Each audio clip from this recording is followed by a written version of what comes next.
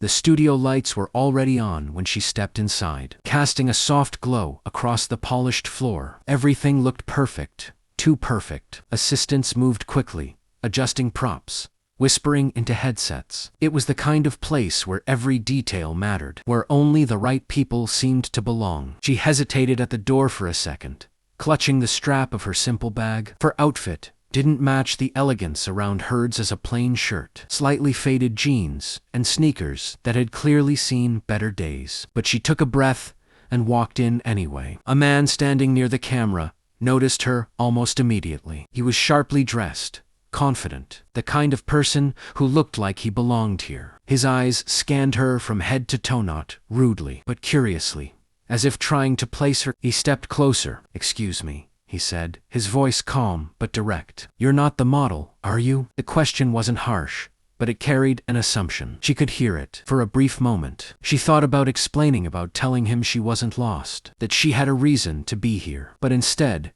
she did something simpler. She smiled. "No, I'm just me." There was no embarrassment in her voice, no apology, just a quiet confidence that didn't need to prove anything. The man blinked, slightly caught off guard. He had expected an explanation, maybe even an excuse. But her answer didn't ask for validation, it simply existed. "Just you," he repeated, a faint smile forming on his lips. She nodded.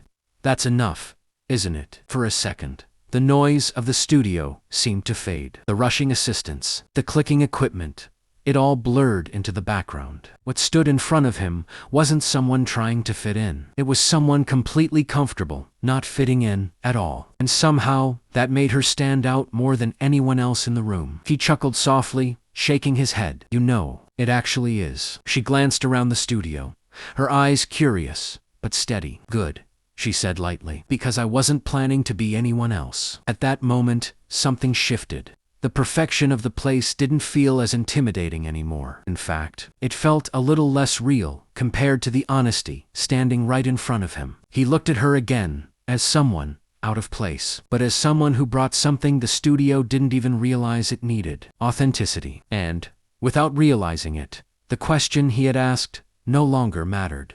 The photographer lowered his camera slowly, still watching her, as if trying to understand what had just shifted in the room around them. The team continued preparing for the shoot, but the energy had changed, so almost invisible, yet undeniable. "Wait here a second," he said, turning toward his crew. An assistant approached him, holding a clipboard. "Sir, the model is on her way. 10 minutes. He glanced back at the girl, the one who had simply said, "I'm just me." For a moment, he seemed to weigh something in his mind. "Let's pause," he replied. "I want to try something different." The assistant looked confused, but nodded. He walked back toward her. "What's your name?" he asked. "Faisha," she answered softly. "Faisha," he repeated, as if testing how it felt. "Have you ever been in front of a camera?" She shook her head, a small laugh escaping her. "No, I don't think I'm what you're looking for."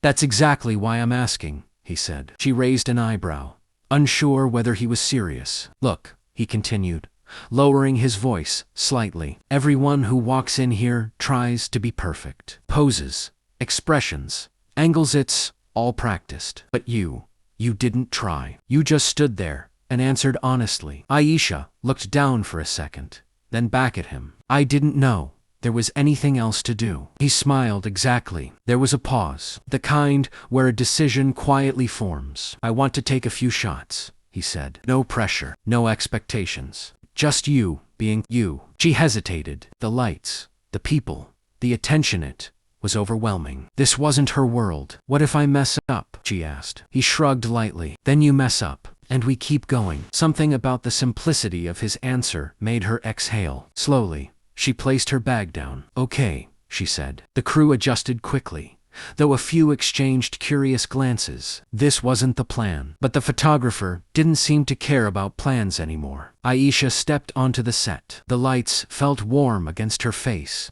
and for a second, she froze. Everyone was watching. "Don't think," he called out gently. "Just breathe." She closed her eyes briefly, then opened them again. This time, she didn't try to pose. She didn't try to look like anyone else. She just stood there. The camera clicked. Once, twice, again. Something real, began to appear not in perfection, but in small, unguarded moments. A slight smile, a thoughtful glance, a quiet confidence growing with every second. Behind the lens, the photographer's expression changed. This wasn't what he had planned to capture today. It was better. After a few minutes, he lowered the camera, almost reluctantly. The room was quiet. Then, he said, more to himself than anyone else, This is what we've been missing." Aisha blinked, still unsure of what had just happened. "I told you," she said, with a small smile.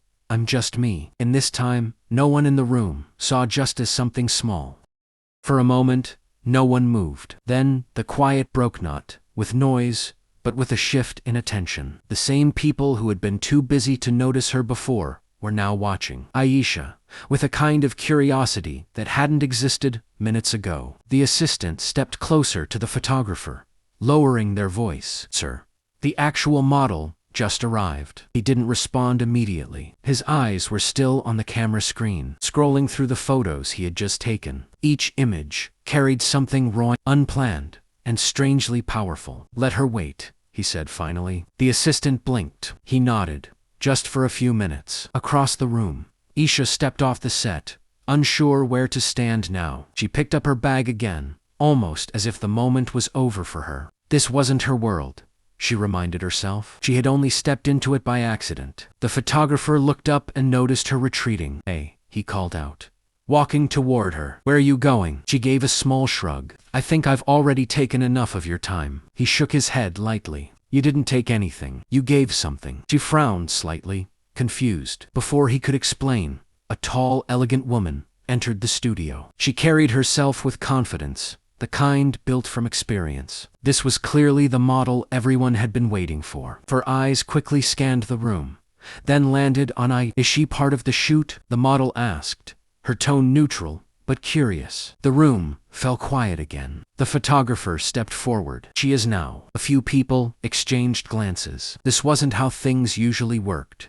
The model crossed her arms slightly, studying Aisha not with hostility, but with interest. "She doesn't look like a model." Aisha lowered her gaze for a second, hearing the words echo. But before doubt could settle in, the photographer replied calmly, "That's exactly the point." Model tilted her head. "And what point is that?" He gestured toward the camera. "We've spent years creating images of perfection, but somewhere along the way, we forgot what real looks like." There was a pause. The model looked at Aisha again, this time more carefully. She noticed the way Aisha stood, not stiff, not posed, just present. "Come here," the model said suddenly. Aisha hesitated, then stepped closer. The model circled her once, then stopped in front of her. "You're nervous," she said. "A little," Aisha admitted. She smiled faintly. "Good. That means you're honest." Then, to everyone's surprise, the model turned to the photographer. "Let's do something different." He raised an eyebrow. "What do you have in mind?" She gestured toward Aisha. "Put us in the same frame." The crew froze for a second. This was completely unplanned. "You sure?" he asked. The model nodded. "If she's just her, then let's see what that looks like, next to everything I've been trained to be." Aisha looked between them, unsure if she belonged in this moment.